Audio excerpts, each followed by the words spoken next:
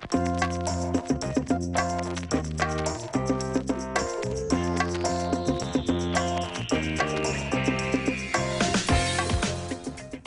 this episode of Who What Wareham, we explore the wonderful world of recreation in Wareham from every angle.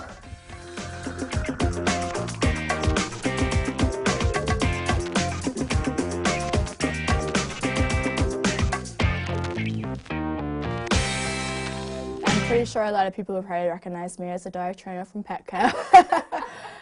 If I trained your dog, I hope he's working for his food and I hope he's doing good. I've been working in Wareham for about 5 years. Gonna tell you a story that you won't believe.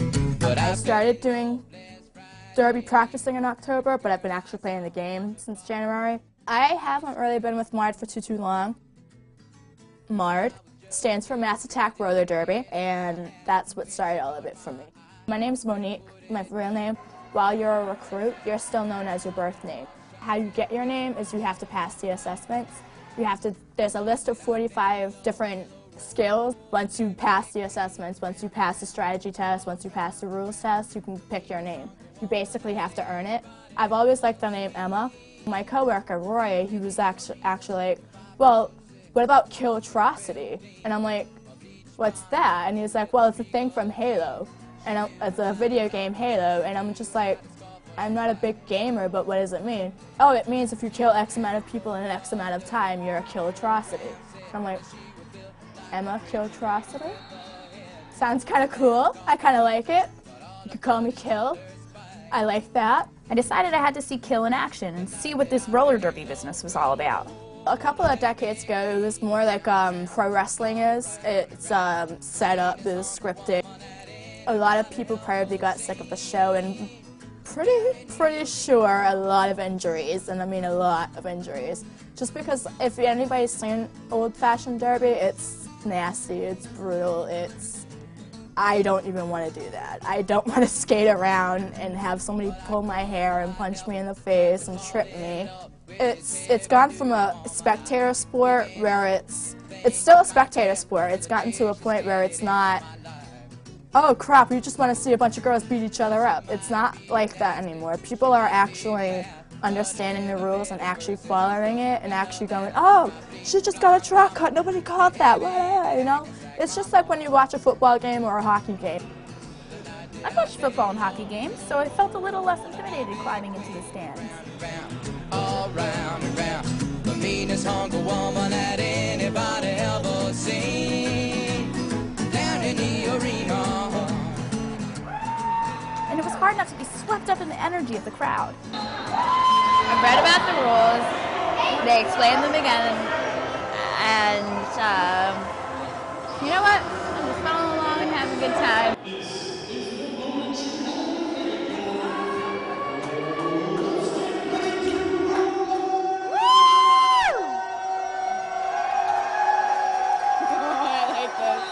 As a spectator, you don't need to know the rules whatsoever. The only thing that you need to know is that there is a pack and then there's two jammers.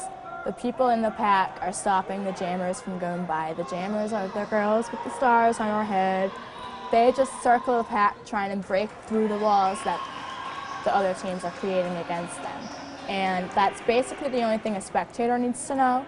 I mean, the more you watch it, the more you get into the rules and the penalties and stuff like that. There seems to be a lot of falling, a lot of crushing. If you don't have the rules, you'll have what we had back in the 70s, which is people falling down constantly, people getting hurt a lot, constantly. I mean, not saying that you don't get hurt now. We have currently 3 people with broken ankles. No, actually various stages of that. One of them has a broken leg. Banshee broke her ankle and a few foot bones, and DK, she just sprained it really bad, I think. I don't know, she's in a cast though. But it was a lot easier to get hurt back in the day just because there was no restrictions, there was no limitations as to what you can and can't do. But now it's evolved to a point where it's an actual sport, and it's something that you need to think about to do. I think what I like most about it is the camaraderie and just the fact that there are so many people here, and I had no idea that it even existed in southeastern Massachusetts. Mass Attack for the Derby, it's definitely something that's been changing my life. It's definitely something for the greater. It's given me a lot more confidence in myself. It's given me a lot more, making me a lot more social, making me seeing myself in a much different light than just going, oh, I'm blah, blah, blah, and I'm doing this, and it'll pass, it'll go by. You know, it makes my life a little bit more worthwhile, I guess you could say, just because I'm a part of something that I've always wanted to be a part of something that makes me feel good about myself, makes me, you know, exercise a boatload, and it's really good for your self-image, in other words. I mean, if you look at all of us, we're all very different, and none of us by any means are supermodels, though we're very close, very, very close. But we're your average girls from next door. I used to skate all the time when I was a kid. And then I grew up and became a teenager, blah, blah, blah. And it was just like, oh, wow, saw it in the newspaper. I was just like, oh, check it out, it looks cool. I saw that stupid movie with Drew Barrymore, why not? Welcome to skate night at the warehouse. You get to hit people? All right, I like hitting people. I've never really done it, but I like mosh pits, so it was just like stuff like that. And just kind of, I went to one practice and I got hooked. I have a lot of fun hitting people, but it's nothing in bad humor. It's all love. I guess you could call it that way. It's a love for a sport. It's a love for being with people that are on the same page as you, have the same type of mentality as you, and you just meet so many awesome people. And that's the best thing with Derby. It's about you, but it's not about you. You could do whatever you want, but you can't do whatever you want. So that's the coolest thing about it. It's just you just feel so free to do whatever and so open, and that you can just become yourself. Derby can be you. So what we're going to do today is we're going to do the Huckleberry Loop, and I think it's called the Old Pasture Loop. All this area has changed in time. This probably was all open pasture land at one point. And then it was let go, and then you see what you see here. So began my first birdwatching experience with Great Neck property manager Lauren Miller Donnelly. This sanctuary was important because there's not a lot of places to recreate around, and now there's been multiple areas protected not only by Mass Audubon, but there's several trustees of reservations properties and Wareham Land Trust properties around Wareham that you can go hiking, walking, recreating, and seeing really cool animals. So I guess we should go. A series of walks is being offered by Mass Audubon with help from the Wareham Land Trust throughout the summer. I'd never been to Great Neck before and picked up a lot of great info about the Wareham wilderness. And it's really feathery when you look at it. So that's white pine almost. And pine warblers love pine, so that's the bird that's calling from way up top. But I proved to be a useless bird watcher. I looked where everyone else looked, but nothing. Followed the glances. Still nothing. The scenery was beautiful, and in my search to spot a bird, I spotted a few other creatures hiding out. If you come over by me, Courtney, you might be able to get him. Like, he's just to the left of that stick. Oh, yeah. That's a green frog, and he also has a long line. A dorsolateral ridge. It's like a line across his back, and they have them on both sides. Bullfrogs don't have that, and bullfrogs are not as green. And bullfrogs get really, really big. And then these green frogs sound like strumming the banjo. And bullfrogs sound like a cow. Like. And a little further on, one of Lauren's favorites.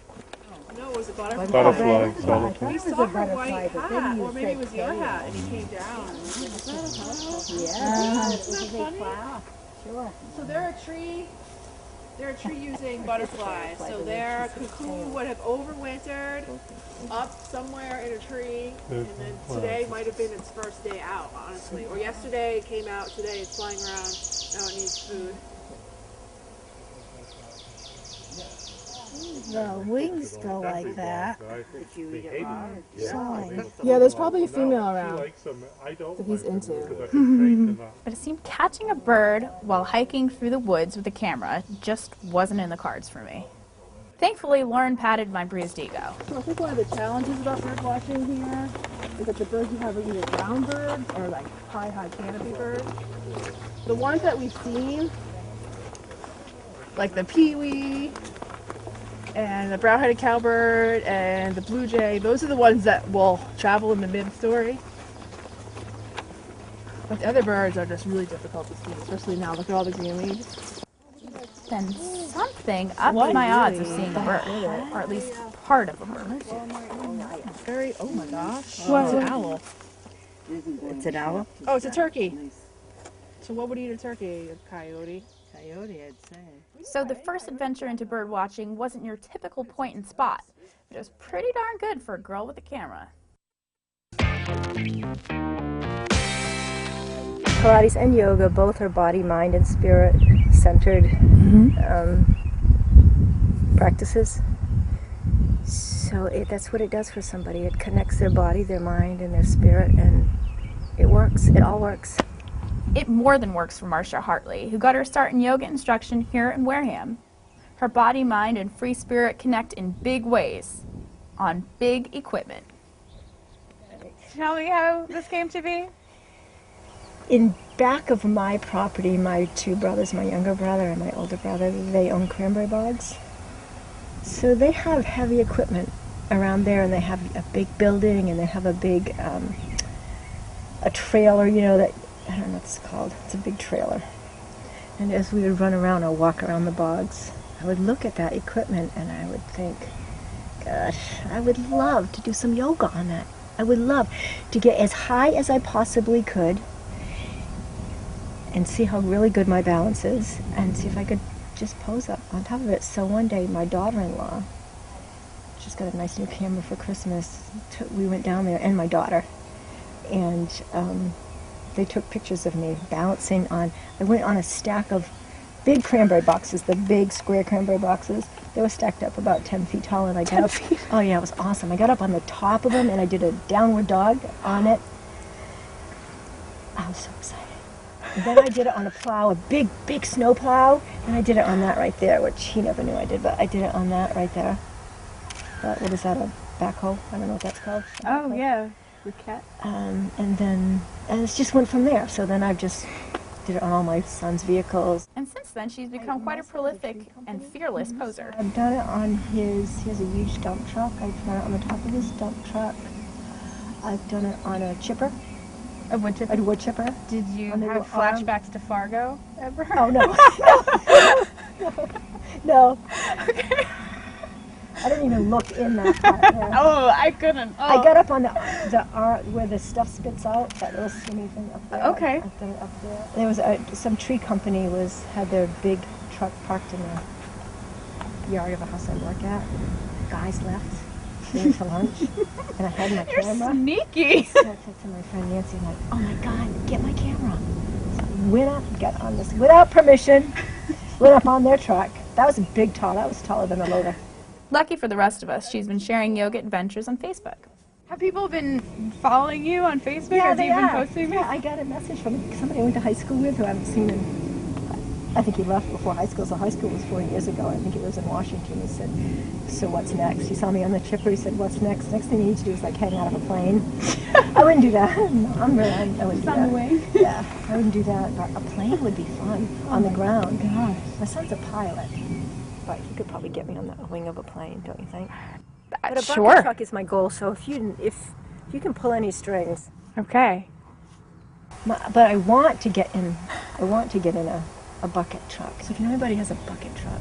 So the ultimate goal is to get as high as possible in a bucket truck. Yep. And then any other huge piece of equipment between there. Yep. Okay. And then I want to go to Ellen. Yes. Yes. You saw it here first. So that's where it all came from, and I'm not really sure. I just don't know why. It just seemed like, look at that. See, I want to get up on this too. I don't know. All right, Wood, whenever you're ready. He's so disgusting. As soon as I walk this way, he rolled his eyes. Lincoln's sister.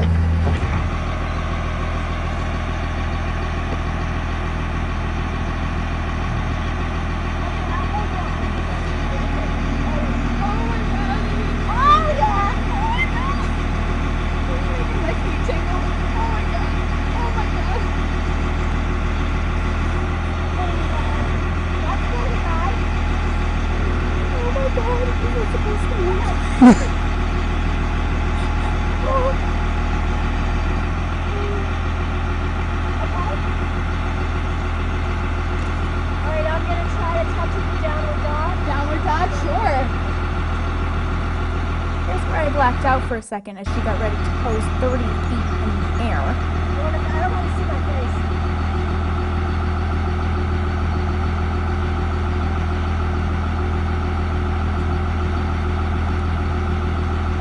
I'll do a few things from here, okay? Sure, sure.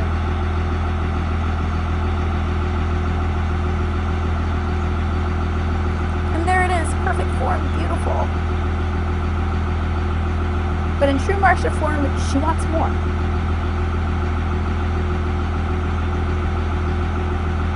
Yep, my feet are still tingling watching her. Done? Oh God. False alarm.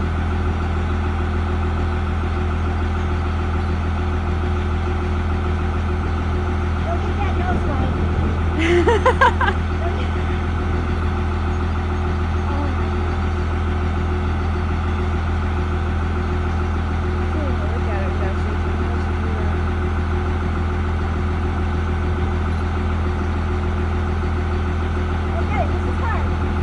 It's hard for him.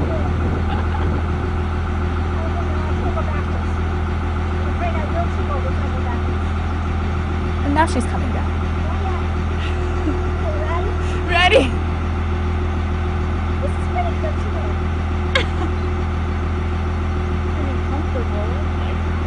I'm gonna hold on with that right now. That's nervous laughter.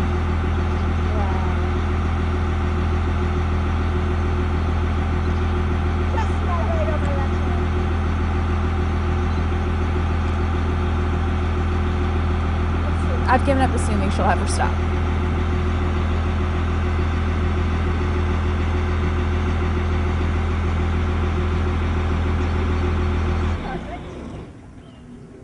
This is good. I'm not going to look up because I think it makes me dizzy.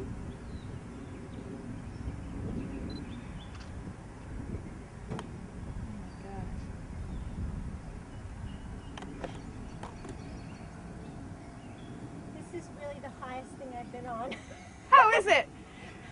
I don't dare look back or up. Did you get enough? Is it scary? And you want to go higher than that? Yeah, maybe I don't. You're so much braver than I am. I really want to do this triangle pose. Okay. Fearless, this woman. What? But what's the pentagon? The Pentagon pose. I'd like to do. I'd like to be able to do this, but. Oh God. You ready? You might have to catch this fast. Handstand. Handstand. Oh my God. No. We want to be able to air this. Please don't. I'm gonna try to take my toes off the bucket, but I don't think I can. No. I don't think I dare take my toes off the bucket. So now I'll do tree pose and then I'll get down. Okay. Just gonna back up. Yeah, I can do a bucket. I can do a really high bucket. This is dirty. Are you ready? The wind's picking up. This is an added challenge. Here we go. I'm gonna do the tree pose. I have to admit that my heart is pounding. My hands are tingling. I don't know if I dare pick my leg up. I don't think I do. Yes, I do. Alright. Here we go.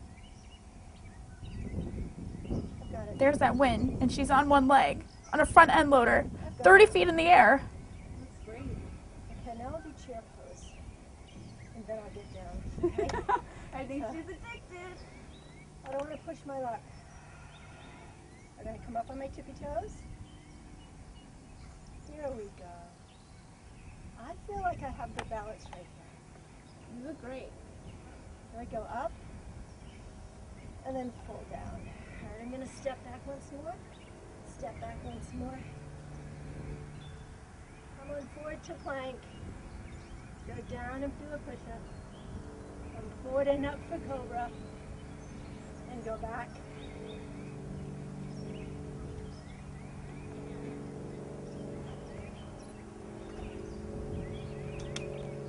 Namaste. Yeah! Thank you. Success! That was great! Woo. I feel like people should pay to see this. Okay.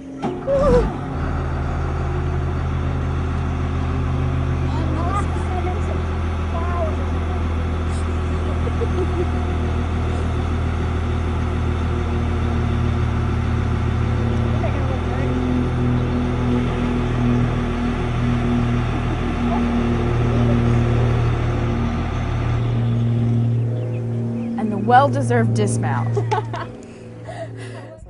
Yeah. Could you tell?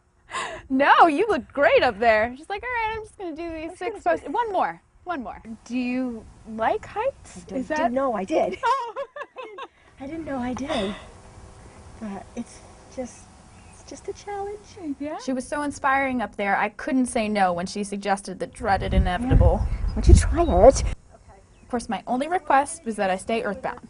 For now. Underneath our hips. Just relax your arms by your side. You want to soften your knees a little bit, Courtney.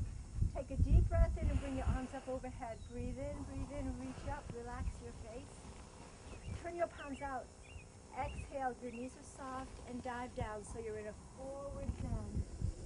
Walk your hands forward so that your palms are flat on the ground and spread your fingers apart. Push yourself back. Lift up your hips, draw down your heels. Let's relax the neck. The downward facing dog. This is so funny. Is my gut hanging out? I could clearly use some help and a longer shirt. So Marsha helped me feel the benefits of the pose. I think that yoga and Pilates together are, one or the other or together did a lot for me, for my body, for my self-esteem. And I can see that it's what it does for other people. I really can. I can see people stand up taller. They feel better about themselves. Their body is fit. And I did feel fit and could see myself trying yoga again. But it might take me a while before I'm at Marsha's level. Oh, geez. Up on the roof. Do you have enough?